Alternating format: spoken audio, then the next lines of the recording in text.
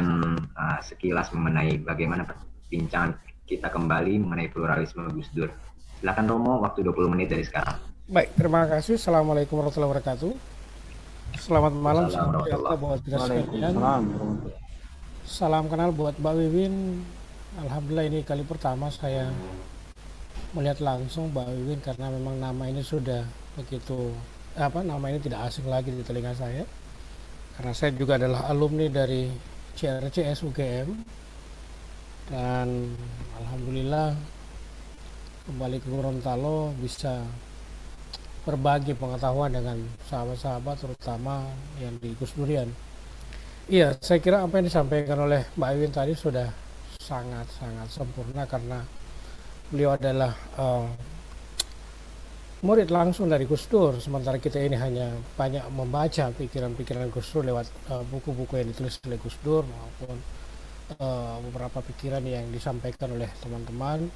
Dan saya kira pandangan saya tentang pluralisme ala Gus Dur tidak akan seperti sesempurna pandangan Mbak Wiwin karena itu tadi perbedaan antara murid dengan kita yang hanya sekedar membaca dan kemudian mengenal Gus Dur dari berbagai macam tulisan.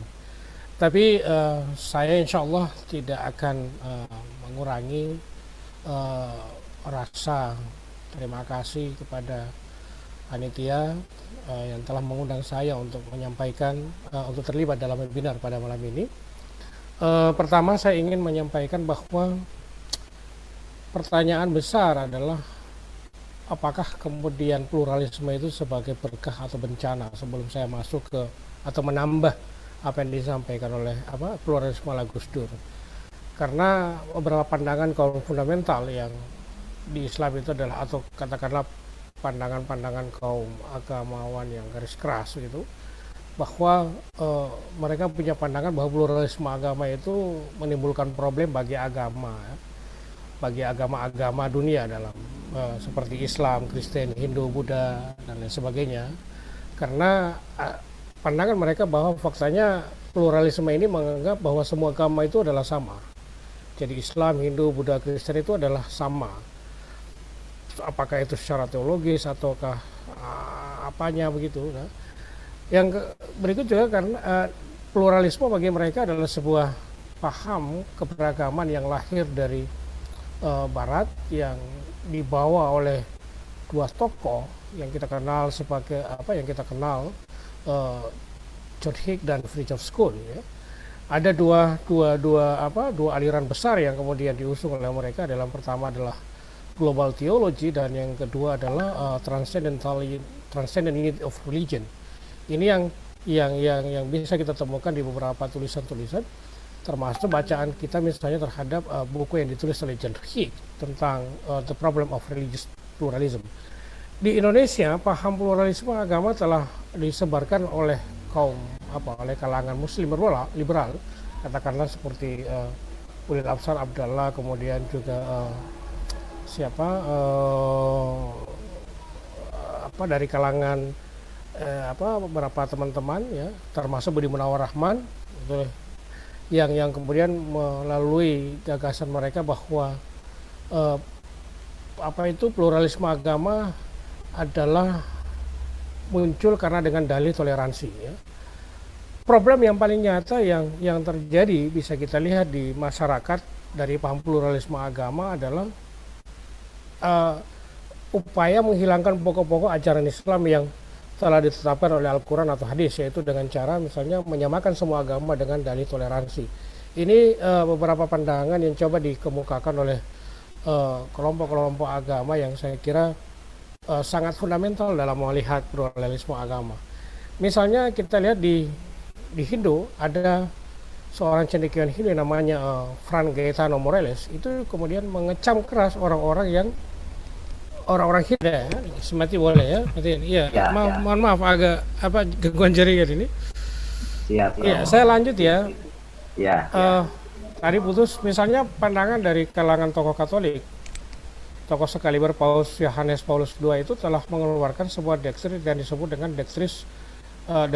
Decret Dominus Jesus ya, pada tahun 2000 untuk menolak paham pluralisme agama.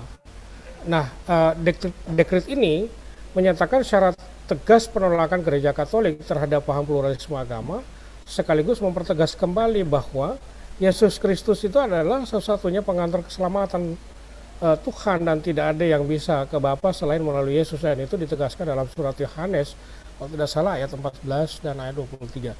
Di Islam sendiri, misalnya pandangan Ibnu Qayyim al-Jauziyah yang menerangkan bahwa Allah Subhanahu wa taala telah menjadikan setiap hal kuncinya masing-masing, dan kunci surga itu adalah tauhidullah. Tauhidullah artinya berarti ya Islam. Kalau ingin masuk surga berarti harus memeluk agama Islam. Nah, ini saya kira beberapa pandangan yang mencoba menolak pluralisme agama. Sementara Romo kita bisa kembali, diaktifkan videonya, Romo? baik, bisa. Oke, ya. Saya lanjut ya.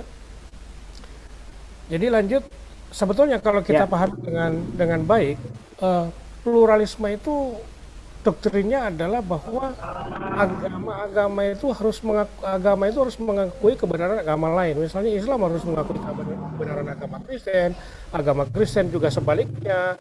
Islam mengakui kebenaran agama Hindu dan seterusnya. Karena apa? Karena inti dari pluralisme itu adalah relativitas kebenaran pada setiap agama-agama di dunia. Ya. Jadi tidak boleh ada kepemilikan secara tunggal kebenaran itu. Karena apa? Karena ini menjadi sebuah bentuk toleransi untuk memelihara kerukunan hidup antar umat beragama di tengah keragaman yang ada. Jadi relativitas kebenaran agama itu sebagai sebuah bentuk counter terhadap kepemilikan ketertunggalan atas kebenaran yang dimiliki oleh salah satu agama misalnya. Ya. Jadi Islam harus misalnya menerima bahwa Kristen juga benar, Islam juga harus menerima Hindu itu benar, Islam juga harus menerima bahwa agama Buddha itu benar. Dengan menyatakan bahwa semua agama benar, maka para pengusung pluralisme itu berharap tidak ada lagi agama yang mengklaim sebagai pemilik kebenaran hakiki, atau tidak ada lagi satu agama yang mengklaim sebagai pemilik kebenaran tunggal begitu. Karena apa? Karena pluralisme agama menurut John Hick adalah menjelaskan bahwa sejatinya semua agama adalah merupakan manifestasi dari realitas yang satu atau real. Nah,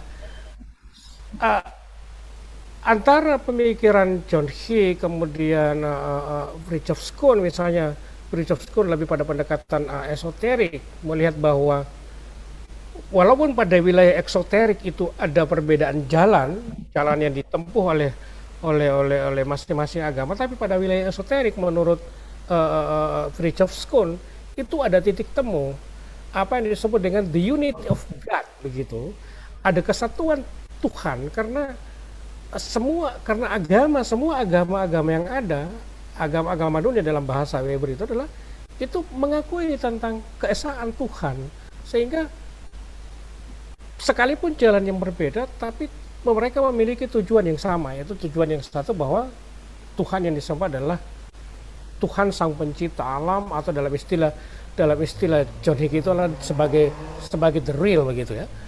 Nah, bagaimana Gus Dur melihat pluralisme? Tadi saya kira sudah dijelaskan sama Mbak Wiwin. Saya ingin menambah sedikit bahwa konsep pluralitas Gus Dur adalah dia bersifat non-different begitu, yang mengakui yaitu sebuah pengakuan atau sebuah penghormatan terhadap keberagaman agama. Ya. Jadi dalam pluralisme Gus Dur itu adalah non-indifferent begitu. Ya. Gus Dur menyatakan ada perlunya 3 nilai yang tadi disebutkan oleh Mbak Wiwit, yang harus dimiliki oleh setiap kita umat beragama, karena dalam pluralisme agama menurut Gus Dur yang terpenting itu adalah kebebasan, kemudian juga keadilan dan musyawarah, di mana itu semua dilakukan untuk menghadirkan pluralitas sebagai sebuah kemaslahatan bangsa. Ya. Jadi Gus Dur menghargai pluralitas non-indifferent itu, di mana pluralitas agama pada dasarnya merupakan sebuah realitas dalam kehidupan kehidupan kita sebagai masyarakat yang majemuk. Kedua, misalnya juga pluralitas agama dalam pandangan Gus Dur itu dalam perspektif pendidikan, misalnya agama Islam adalah Islam tidak memandang pluralitas sebagai sebuah perpecahan ya atau sebagai sebuah bencana, tapi pluralitas dianggap sebagai sebuah rahmatan lil alamin atau sesuatu yang sunatullah, yang itu yang bersifat given, yang merupakan pemberian Tuhan. Karena dalam buku saya tulis tentang buku saya berjudul Membumikan Dialog Liberatif. Jadi kenapa Tuhan menciptakan pluralisme atau keberagaman? Karena itu adalah ilat begitu. Jadi sebab ya bahwa Tuhan kalau Tuhan mau, maka Tuhan yang sebetulnya akan bisa menjadikan satu. Tapi Tuhan tidak menginginkan itu. Dia ingin menciptakan kemajemukan di mana kita saling berlomba-lomba, atau dalam istilah Islamnya adalah fastabiqul khairat. Dan menurut Gus Dur, bahwa perbedaan keyakinan secara teologis itu tidak akan menghalangi untuk bekerja sama antar Islam dengan agama lain. Misalnya tadi yang disebutkan, misalnya tema-tema yang menyangkut masalah-masalah kemanusiaan, misalnya masalah kebodohan, masalah kemiskinan.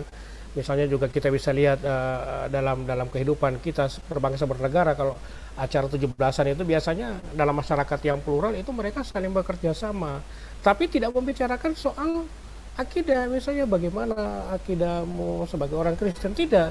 Semua bicara tentang bagaimana kita membersihkan selokan ini dari kotoran, bagaimana lingkungan kita bersih, dan bagaimana lingkungan kita sehat, dan bagaimana kita saling membaur satu sama lain.